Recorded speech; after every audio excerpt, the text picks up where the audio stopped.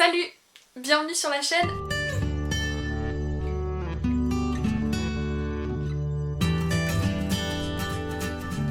Et bienvenue dans cette nouvelle vidéo où je vais vous parler d'un tout petit roman que j'ai découvert par hasard d'occasion dans les rayons de la librairie Guibert Joseph. Il s'agit de Le Masque de Père de Louison Neilman et c'est publié aux éditions Macha. Ce petit livre, j'ai décidé de le lire pour son thème, pour son petit format et surtout pour la force de son histoire. Dans ce livre, ce sont des sujets très complexes qui sont questionnés à travers le personnage de Céleste. Céleste est une jeune fille qui va être séparée de ses parents à cause de la violence de son père. Alors cette lecture ne s'adresse pas à tout le monde comme l'indique le début du livre. C'est très bien d'ailleurs parce qu'il y a rarement d'avertissements, de trigger warning au début des livres et pour le coup il y en a un très long et très bien au début du livre que je vais vous lire parce qu'il me semble essentiel pour comprendre la force de ce qui est transmis dans ce livre. Avertissement.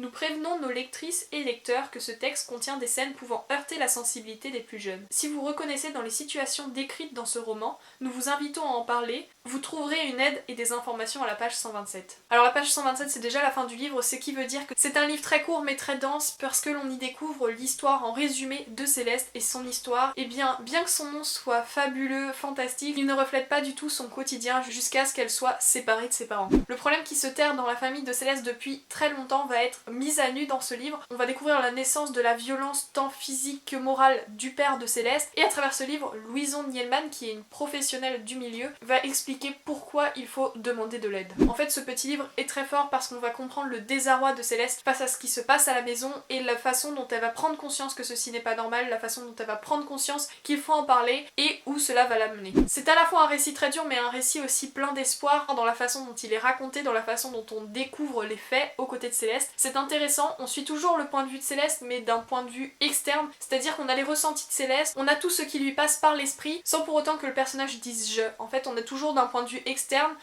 mais dans les pensées... Comment on dit ? Un point de vue omniscient ? Ouais mais on a les pensées que de Céleste, donc je sais pas.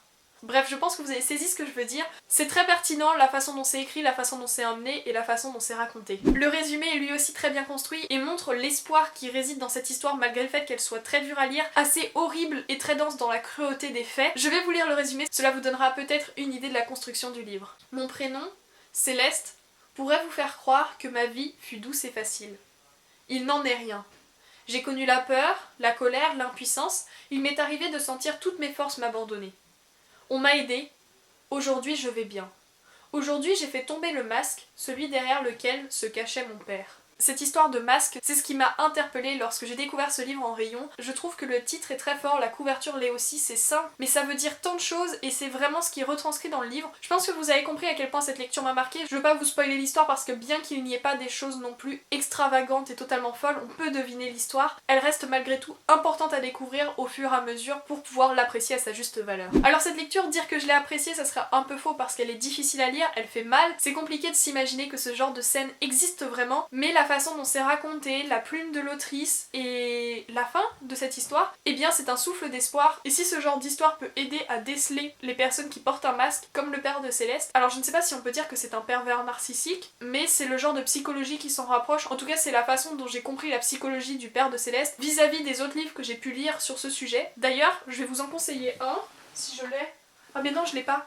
Je l'ai prêté. Bon, je vous le conseille comme ça. Il s'agit de Je te plumerai la tête de Claire Mazard, qui est un livre très puissant sur les pervers narcissiques que je vous recommande de tout cœur, au même titre que je vous recommande celui-ci. Voilà pour mon avis lecture sur Le Masque de Père. Je ne sais pas si j'ai été très claire dans mes propos, mais je pense avoir dit l'essentiel de ce que j'ai ressenti en lisant cette lecture. Ça m'a bouleversée, ça m'a beaucoup touchée, et cela m'a aussi beaucoup apporté tant sur le plan de l'histoire, des faits, et du fait que ce genre d'histoire existe vraiment, que sur le plan stylistique, parce que ce livre a vraiment quelque chose qui m'a bouleversée dans la façon dont l'histoire est racontée. Donc je vous le recommande chaudement et j'espère que vous serez nombreux à le découvrir, d'autant plus que c'est un petit format qui ne coûte pas trop cher et qui est malgré tout très marquant. Sur ce, merci d'être resté jusqu'à la fin de la vidéo si vous êtes encore ici. Je vous dis à dans quelques jours pour une nouvelle vidéo et sur ça je vous remercie de me suivre et de prendre le temps de regarder mes vidéos.